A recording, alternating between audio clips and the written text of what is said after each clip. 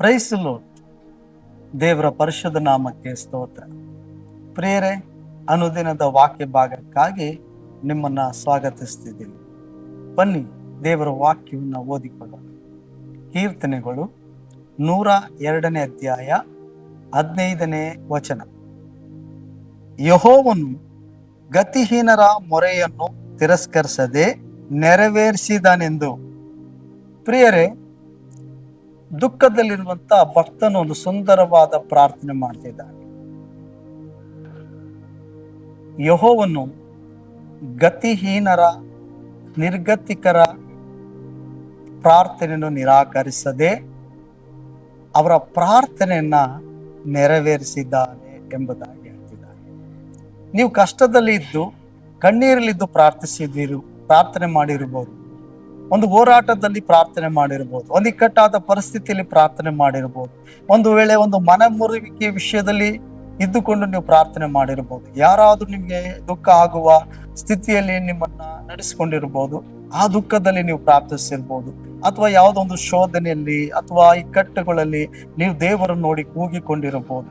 ದೇವರೇ, ನನಗೆ ಯಾರು ಸಹಾಯಕರಿಲ್ಲ, ನಾನು ನಿರ್ಗತಿಕನಾಗಿದ್ದೀನಿ, ದಿಕ್ಕೇ ಕಾಣದವನಾಗಿದ್ದೀನಿ, ನನ್ನ ಸಹಾಯ ಮಾಡು ಎಂಬುದಾಗಿ ನೀವು ಪ್ರಾರ್ಥಿಸಿರ್ಬೋದು. ಪ್ರಾರ್ಥನೆ ಮಾಡಿ ಒಂದು ವೇಳೆ ನೀವು ಸೋತು ಹೋಗಿರ್ಬೋದು. ಆದ್ರೆ ನಿಮ್ಮ ಪ್ರಾರ್ಥನೆ ಕೇಳಿದಂತ ದೇವರು ಎಂದಿಗೂ ಸೋತು ಹೋಗಿಲ್ಲ. ನಿಮ್ಮ ಪ್ರಾರ್ಥನೆಗೆ ನಿಶ್ಚಯವಾಗಿ ಆತನು ಉತ್ತರಿಸುವವನಾಗಿದ್ದಾನೆ. ಯಾಕೆಂದ್ರೆ ದಿಕ್ಕಿಲ್ಲದವರಿಗೆ ಆತನ ತಂದೆಯು, ವಿಧಿವೆಯರಿಗೆ ಆತನ ಸಹಾಯಕನಾಗಿದ್ದಾನೆ ಎಂಬುದಾಗಿ ದೇವರ ವಾಕ್ಯ ಹೇಳ್ತದೆ. ಹಾಗಾದ್ರೆ ಪ್ರಿಯರೇ, ನೀವು ಯಾವ ಸ್ಥಿತಿಯಲ್ಲಿ ಇದ್ದೀರೋ, ಯಾವ ಹೋರಾಟದಲ್ಲಿ ಇದ್ದೀರೋ, ಯಾವ ಕಣ್ಣೀರಿನ ಪರಿಸ್ಥಿತಿಯಲ್ಲಿ ಹಾದು ಹೋಗ್ತಿದ್ದೀರೋ, ಅಥವಾ ಯಾವುದೋ ಒಂದು ಅವಮಾನದ ಪರಿಸ್ಥಿತಿಯಲ್ಲಿ ನೀವು ಹಾದು ಹೋಗ್ತಾ ಇರಬಹುದು, ಅಥವಾ ಯಾವುದೋ ಒಂದು ಅವಮಾನದ ಸ್ಥಿತಿಯಲ್ಲಿ ಈಗ ಇರ್ಬೋದು. ಆ ಪರಿಸ್ಥಿತಿಯಲ್ಲಿ ನೀವು ಪ್ರಾರ್ಥಿಸಿರ್ಬೋದು, ಪ್ರಾರ್ಥನೆ ಮಾಡ್ತಾ ಇರ್ಬೋದು ನೀವು. ಆದರೆ ನಿಮ್ಮ ಪ್ರಾರ್ಥನೆ ವ್ಯರ್ಥವಾಗಿ ಹೋಗುವುದಿಲ್ಲ, ನಿಮ್ಮ ಪ್ರಾರ್ಥನೆ ನಿರಾಕರಿಸಲ್ಪಡುವುದಿಲ್ಲ. ಯಾಕಂದ್ರೆ ಪ್ರಾರ್ಥನೆ ಕೇಳುವವನು ನಿಮ್ಮ ಸ್ಥಿತಿಯನ್ನ ನೋಡಿದ್ದಾನೆ, ನಿಮ್ಮ ಕಣ್ಣೀರನ್ನ ನೋಡಿದ್ದಾನೆ, ನಿಮ್ಮ ಇಕ್ಕಟ್ಟಿನ ಪರಿಸ್ಥಿತಿಯನ್ನು ಆತನ ಬಲ್ಲವನಾಗಿದ್ದಾನೆ. ನಿಶ್ಚಯವಾಗಿ ನಿಮ್ಮ ಸ್ಥಿತಿಯನ್ನ ಬದಲಾಯಿಸಲಿಕ್ಕೆ ಆತನ ಶಕ್ತನಾಗಿದ್ದಾನೆ. ಆತ ನಿಮ್ಮನ್ನು ನೋಡಿ ಹೇಳ್ತಿದ್ದಾನೆ, ನಾನು ನಿನ್ನ ಪ್ರಾರ್ಥನೆಯನ್ನ ಕೇಳಿದ್ದೇನೆ, ನಿನ್ನ ಶಬ್ದಕ್ಕೆ ನಾನು ಕಿವಿಗೊಟ್ಟಿದ್ದೀನಿ ಎಂಬುದಾಗಿ ಹೇಳ್ತಿದ್ದಾನೆ. ಆದ್ರಿಂದ ಭಯಪಡಬೇಡಿ.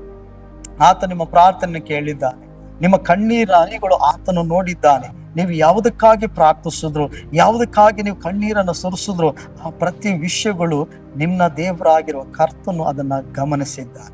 ಈಗ ಆತ ನಿಮಗೆ ಹೇಳ್ತಿದ್ದಾನೆ, ನಾನು ನಿನ್ನ ಪ್ರಾರ್ಥನೆಯನ್ನ ಕೇಳಿದ್ದೇನೆ, ನಾನು ನಿನ್ನ ಪ್ರಾರ್ಥನೆಗೆ ಉತ್ತರಿಸುವುದಕ್ಕಾಗಿ ನಾನು ನಿನ್ನ ಬಳಿಗೆ ಬಂದಿದ್ದೀನಿ ಅಂತ ಹೇಳ್ತಾನೆ. ಭಯಪಡಬೇಡಿ, ದೇವರು ನಿಮ್ಮ ಪ್ರಾರ್ಥನೆಗಳಿಗೆ ಉತ್ತರಿಸಿದ್ದಾನೆ. ನೀವು ನಂಬಬೇಕಷ್ಟೇ. ನೀವು ದೇವರನ್ನ ನಂಬಿ ನೀವು ಮಾಡಿದಂತ ಪ್ರಾರ್ಥನೆ ವಿಷಯದಲ್ಲಿ ನಿಮಗೆ ವಿಶ್ವಾಸ ಇರಲಿ. ಯಾಕಂದ್ರೆ ನಿಮ್ಮ ಪ್ರಾರ್ಥನೆ ದೇವರಿಗೆ ಮುಟ್ಟಿದೆ. ದೇವರು ನಿನ್ನ ಪ್ರಾರ್ಥನೆ ನಿರಾಕರಿಸಲಿಲ್ಲ. ನಿಮ್ಮ ಪ್ರಾರ್ಥನೆಗೆ ಆತನ ಮುಖವನ್ನ ಓರೆ ಮಾಡಿಕೊಳ್ಳಿಲ್ಲ. ನೀವು ಮಾಡಿದಂತ ಪ್ರಾರ್ಥನೆಗೆ ಆತನ ಕಿವಿ ಮುಚ್ಚಿಟ್ಟುಕೊಳ್ಳಿಲ್ಲ. ಆತನ ಕಿವಿಗಳು ತೆರೆಯಲ್ಪಡ್ತು, ಆತನ ಕಣ್ಣು ದೃಷ್ಟಿ ನಿಮ್ಮ ಮೇಲೆ ಬಿದ್ದಿದೆ. ಆತನು ನಿಮ್ಮ ಪ್ರಾರ್ಥನೆಯನ್ನ ಕೇಳಿದ್ದಾನೆ. ಆತನು ನಿಮ್ಮ ಇಕ್ಕಟ್ಟಾದ ಪರಿಸ್ಥಿತಿಯನ್ನ ನೋಡಿದ್ದಾನೆ. ಆತನು ನೀವು ಹಾದು ಹೋಗ್ತಿರುವಂತ ಅವಮಾನದ ಪರಿಸ್ಥಿತಿಯನ್ನ ನೋಡಿದ್ದಾನೆ. ಆತನು ನಿಮ್ಮ ಎಲ್ಲ ಪ್ರತಿಕೂಲ ಪರಿಸ್ಥಿತಿಯನ್ನ ಬಲ್ಲವನಾಗಿದ್ದಾನೆ. ಅದಕ್ಕೆ ಭಕ್ತನು ಹೇಳ್ತಿದ್ದಾನೆ, ಗತಿಹೀನನ ಪ್ರಾರ್ಥನೆಯನ್ನ ನಿರಾಕರಿಸದೆ ನನ್ನ ಪ್ರಾರ್ಥನೆಗೆ ನೀನು ಉತ್ತರ ಕೊಟ್ಟಿದ್ದಿ ಅಂತ ಹೇಳ್ತಾನೆ. ಪ್ರಿಯರೇ, ನಾವೆಲ್ಲರೂ ಈ ಲೋಕದಲ್ಲಿ ಅನೇಕ ವಿಧವಾಗಿ ಹೋರಾಟದಲ್ಲಿ, ಒಂದಲ್ಲ ಒಂದು ಹೋರಾಟ ಶೋಧನೆಯಲ್ಲಿ ಇದ್ದೀವಿ, ಅಥವಾ ಒಂದು ವೇಳೆ ಕೈ ಬಿಡಲ್ಪಟ್ಟಂತ ಪರಿಸ್ಥಿತಿಯಲ್ಲಿ ಇರಬಹುದು, ಅಥವಾ ನಂಬಿದವರೇ ನಿಮ್ಮನ್ನ ಕೈ ಬಿಟ್ಟಿರಬಹುದು, ನಿಮ್ಮವರೇ ನಿಮಗೆ ನಿಮ್ಮ ಮಾತನ್ನ ಕೇಳದವರಾಗಿರಬಹುದು, ಅಥವಾ ನಿಮ್ಮ ಬಗ್ಗೆ ಚಿಂತಿಸದವರಾಗಿರಬಹುದು ಒಂದು ವೇಳೆ. ಆದ್ರಿಂದ ಎಲ್ಲರೂ ಇದ್ದು ಇಲ್ಲದವರ ಪರಿಸ್ಥಿತಿಯಲ್ಲಿ ನೀವು ಇವತ್ತು ಇರಬಹುದು. ಎಲ್ಲರೂ ಇದ್ದು ಎಲ್ಲರಿಂದಲೂ ದೂಷಿಸಲ್ಪಟ್ಟು ಕೈ ಬಿಡಲ್ಪಟ್ಟವರಾಗಿರಬಹುದು. ಆದರೆ ಕರ್ತನು ನಿಮ್ಮನ್ನ ಕೈ ಬಿಟ್ಟಿಲ್ಲ. ಯಾರು ನಿಮ್ಮ ಮಾತನ್ನ ಕೇಳಿಸಿಕೊಳ್ಳದೆ ಅವರಾಗಿರಬಹುದು, ಆದರೆ ನಿಮ್ಮ ಸೃಷ್ಟಿಕರ್ತನಾಗಿರೋ ಕರ್ತನು ನಿಮ್ಮ ಮಾತನ್ನ ಕೇಳುವವನಾಗಿದ್ದಾನೆ. ನಿಮ್ಮ ಸ್ವರವನ್ನ ಆತನ ಕೇಳುವವನಾಗಿದ್ದಾನೆ. ನಿಮ್ಮ ಪ್ರಾರ್ಥನೆಗೆ ಆತನು ಉತ್ತರಿಸುವವನಾಗಿದ್ದಾನೆ. ಚಿಂತಿಸಬೇಡಿ, ಸೋತು ಹೋಗಬೇಡಿ. ಆತ ನಿತ್ಯವೂ ನಿಮಗೆ ಸಹಾಯಕನಾಗಿದ್ದಾನೆ. ನಿತ್ಯವೂ ಆತನು ನಿಮ್ಮ ಕುಟುಂಬವನ್ನು ನಡೆಸುವ ಆತನಾಗಿದ್ದಾನೆ. ನಿತ್ಯವೂ ಆತನು ಹಸಿರು ಹುಲ್ಲುಗಾವಲಲ್ಲಿ ನಿಮ್ಮನ್ನು ತಂಗಿಸುವವನಾಗಿದ್ದಾನೆ. ಆದ್ರಿಂದ ಭಯಪಡದೆ ದೇವರನ್ನು ಸ್ತುತಿಸಿರಿ. ನಿಮ್ಮ ಪ್ರಾರ್ಥನೆಗಳು ದೇವರು ಕೇಳಿದ್ದಾನೆ. ನಿಮ್ಮ ಕಣ್ಣೀರುಗಳು ಆತನು ನೋಡಿದ್ದಾನೆ. ಅದು ಯಾವ ಕಾರಣಕ್ಕಾಗಿ ಎಂಬುದಾಗಿ ಆತನ ಅರ್ಥವನಾಗಿದ್ದಾನೆ. ಆದ್ರಿಂದ ದೇವರು ನಿಶ್ಚಯವಾಗಿ ನಿಮ್ಮ ಜೀವಿತದಲ್ಲಿ ಒಂದು ಬದಲಾವಣೆ, ಆ ಕಾರ್ಯದಲ್ಲಿ ಒಂದು ದೊಡ್ಡ ವಿಜಯವನ್ನ ಕರ್ತ ನಿಮಗೆ ಕೊಡ್ಲಿಕ್ಕೆ ಶಕ್ತನಾಗಿದ್ದಾನೆ. ದೇವರು ನಿಮ್ಮನ್ನು ಆಶೀರ್ವದಿಸಲಿ. ಬನ್ನಿ ಪ್ರಾರ್ಥಿಸೋಣ.